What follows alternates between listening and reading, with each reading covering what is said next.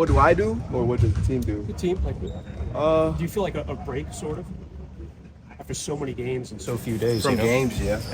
but not from work. Still try to get in, get the work, keep that same routine. So, it's not an adjustment getting back into that, whatever the schedule may present. So, just trying to stay right so we don't have to get right. D'Lo, I know you don't like talking about yourself. You like to keep it on the team, but I don't How know you know if I've listened to your podcast. And on your podcast, you mentioned, the pride you have in being a three-point shooter and how high you already are up on the Lakers three-point list, even though, you've had other times in other teams. You're only 11 away from setting the single-season franchise record. Like I said, I know you like to talk about the team and keep it on that, but what does that mean to you personally, being so close to having the greatest three-point shooting season in Laker history, given how rich that history is? It'd be a huge honor to just kind of put my name into that category. But me, I feel like if I would have never left, I would have been did something like that. So confidently, I'm gonna keep that in the back of my mind. At the same time, still trying to shatter that record, not just get that record. Are there similarities at all between the way Sacramento's offense puts pressure on your guys' defensive schemes to the way Denver does in terms of passing big? System. Yeah. System. Everything they do is systematic. Everything they do is systematic. That goes to credit to their coaching, their players, their style of play. I mean, you look at Denver, compare them, it's a great comparison. There's only a few teams in the league that, have a system in play. A lot of other teams, they have star power, so it's kind of hard to implement a system. The stars are too good, and that's what you see here. You're not going to have Bron and AD wasting motion for the next guy. Like, we don't need to do that. A lot of teams, it's hard to implement that. So for them to find a way to implement the system with the players they have, you see it complements the game, You have teams that do and teams that don't. Usually there's a team in the finals that doesn't, and there's a team on the other side that does. So it's rare you see two teams that play the same way in the finals. So I think it's the best of systemless basketball and the best of systematic basketball. Is there, you think, as you guys have walked through Sacramento, so the dance will play down here, do you think there are applicable lessons from both teams that you can apply to the other? Like, you might see Denver in the playoffs, you might see Sacramento in the playoffs. Like, you know what I mean? Like, tightening up some of the screws and some of the struggles you guys have had against those two teams. Could that be valuable? Yeah, because they run their offense through their bigs.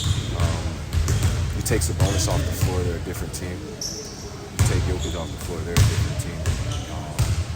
Foul troubles can get them off the floor.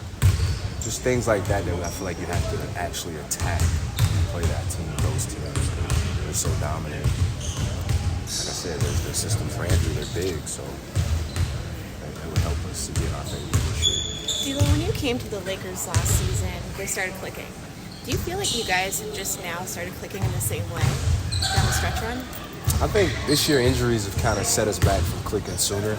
Right. So we don't really have that consistency of what we're trying to do or what we're doing from game to game. Just kind of, it's always like two guys stepping up to do something that they probably didn't do last game or haven't done in the last 10 games just from injuries. So I think everybody has to keep that confidence, knowing that you're going to get a chance. But I don't know if that answered your question, to be honest. But I just think that injuries kind of set us back this year.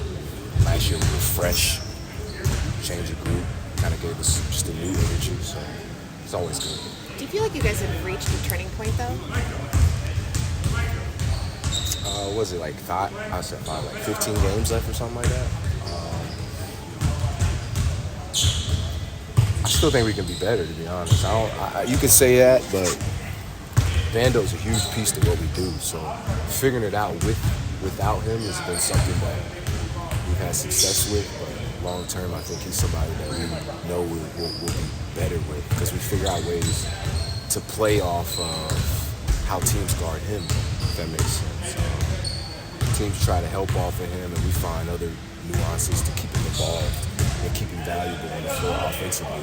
And he just started making the threes, so for him to start making threes and bringing his value up, and you add Spencer Dinwiddie, guys like that, it just makes us that much better. But that's what the regular season's for. So to be honest, we might not see that until the playoffs when it really matters. It's always good to Obviously, you and AD have a great chemistry, but it seems like you and Jackson have also been developing some chemistry in the pick and roll. How's that been? It's good. Short teaser for everybody. I think he's exciting in the pick and roll. Yeah, it's a different dynamic, a different dynamic than AD. And it just gives us a different look, you know. Then you put both of them out there.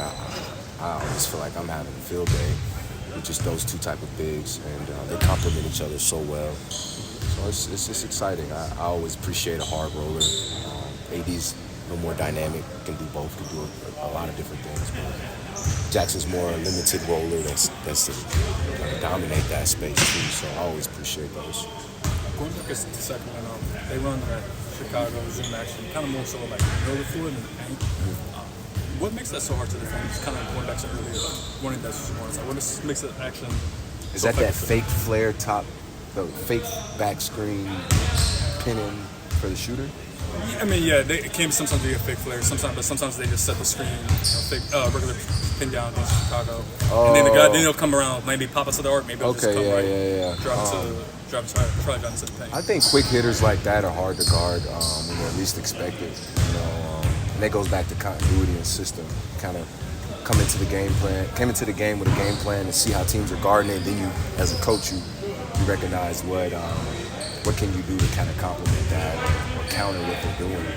And you see guys maybe pulled in on the roller because Sabonis is such a hard roller, and the guy that's guarding the shooter, maybe Hoarder or Monk or somebody like that, is pulled in, and then you see Sabonis rolling into a wide pin down versus rolling to the basket. It just keeps the defense on their heels and catches them off guard. I think that's what makes offense so cool, because you can always counter the defense. You've had a lot of success cutting this season.